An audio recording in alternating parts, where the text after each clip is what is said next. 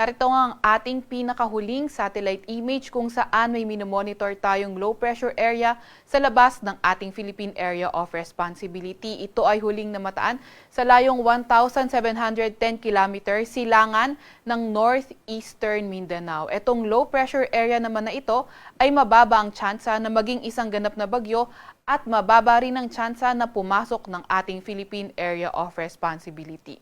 Wala nga rin itong direktang epekto sa kahit na anong parte ng ating bansa.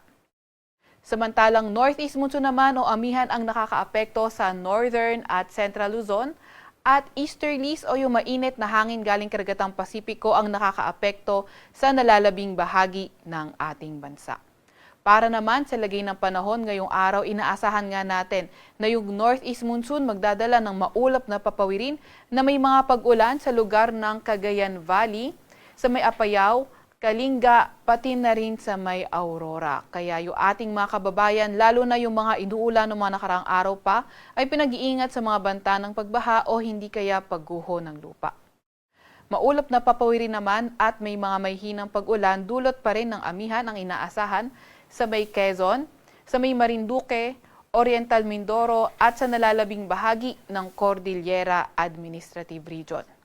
Fair weather naman ang inaasahan sa nalalabing bahagi ng Luzon kung saan sa Metro Manila, sa may Ilocos Region, sa nalalabing bahagi ng Central Luzon, nalalabing bahagi ng Calabarzon at sa may Occidental Mindoro ay may mga tsansa ng may hinang pag-ulan at sa nalalabing bahagi ng Luzon, mga tsansa naman ng mga localized thunderstorms. Yung mga kasamahan natin sa Regional Services Division patuloy na maglalabas ng mga thunderstorm advisory o hindi kaya heavy rainfall warning kung kinakailangan.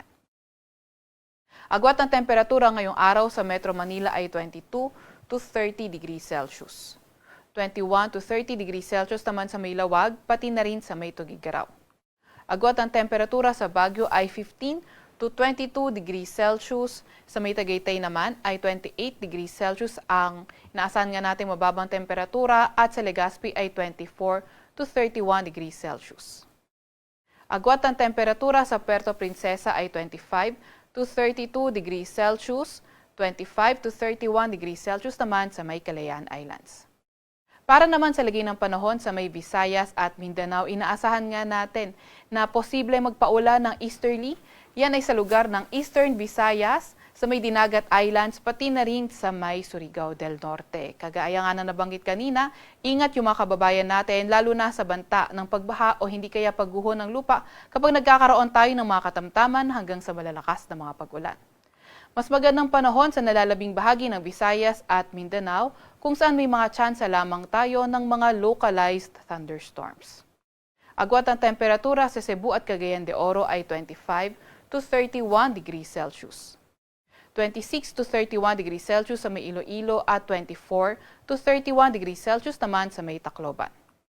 Agwat ang temperatura sa may Zamboanga ay 25 to 34 degrees Celsius at 24 to 33 degrees Celsius naman sa may Davao.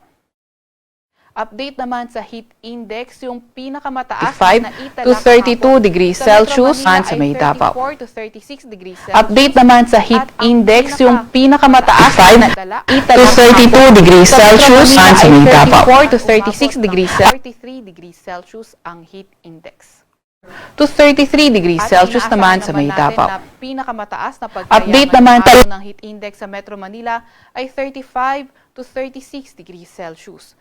Posible namang umabot ng 40 degrees Celsius sa may Coron, Palawan, sa may Dumangas, Iloilo, Catarman, Northern Samar, Borongan City, Eastern Samar at sa may Cotabato City sa may Maguindanao. Kaya ingat, lalo na sa mga areas na nabanggit.